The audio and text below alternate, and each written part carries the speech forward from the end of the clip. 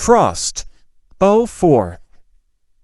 I wake up with a pounding headache. Could be because I didn't get much sleep or I have just been working too hard and my body is finally giving up on me.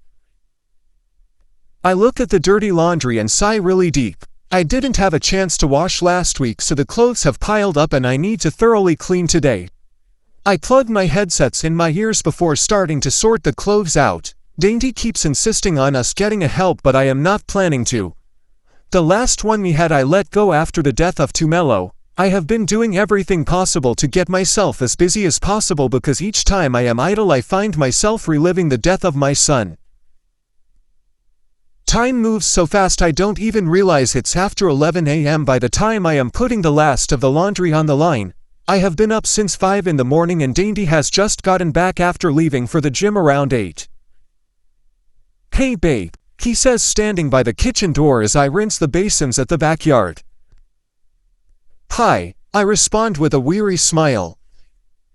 "You look tired." "I will rest soon." He comes close and kisses my cheek. "Mr. Mulenga, you smell like a pig," I say, trying to push him away, but he wraps his hands around me and I end up giving in. "Tell me what I can help with." "I will be fine." "I know you will, but before that I have free time on my hands. Maybe you can get started with lunch." "On it. Let me just take a quick shower, then I will be in the kitchen." "Thank you, babe," I say. By the way, Ginger requests our presence. Again. Her boyfriend or something is throwing a party for his son. She doesn't want to go alone. I eye him. "Well, it's your presents she requested. I just thought you would be comfortable with me around.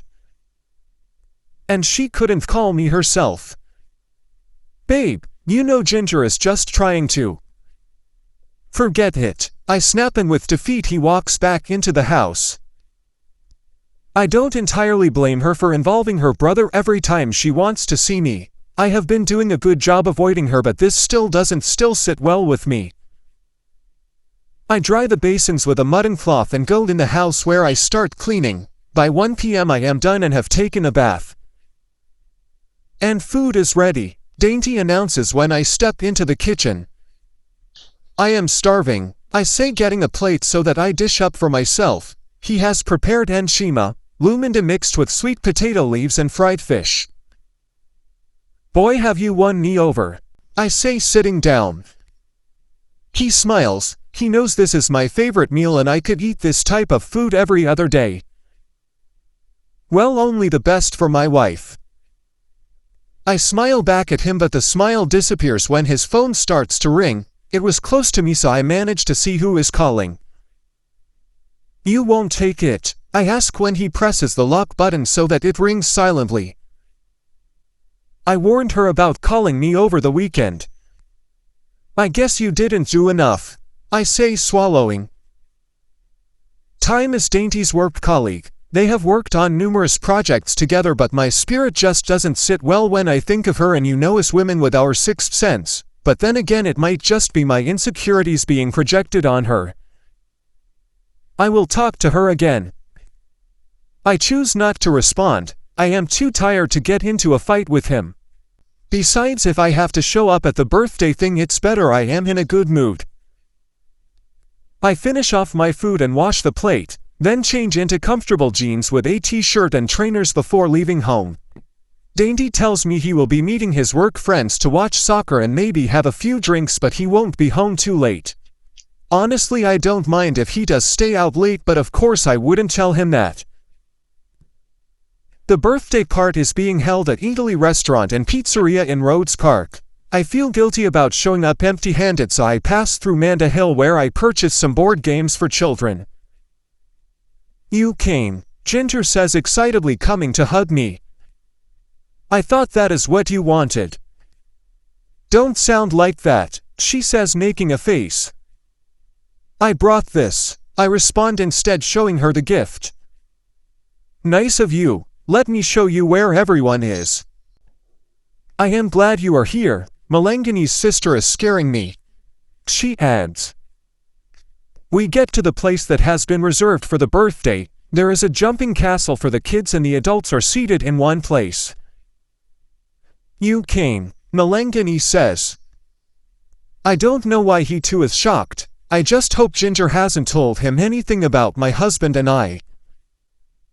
I brought this for the birthday boy. Really? He asks with a raised eyebrow, and just then a hyper little version of him comes to hug him as he pants. Auntie brought you another gift, he tells him. He comes to hug my legs and for a split second I freeze, but when he smiles widely I mask up and feign a smile. Thank you, Auntie. Nay. I am Declan and I just turned 6. Nice to meet you, Declan, and happy birthday. Thank you. Can I give you a proper hug? He asks. I squat and wait for him to wrap his hands around me. Thank you, he says, kissing my cheek before running off. You are a lucky one. Declan doesn't warm up to people easily. Some lady says, and I notice Ginger doesn't look pleased. Lillian, his twin, she says, stretching out her hand and after pointing at Melangini. Nay. Nice to meet you, May. You too. ... Your friend and author, Winnie. Hibiscus.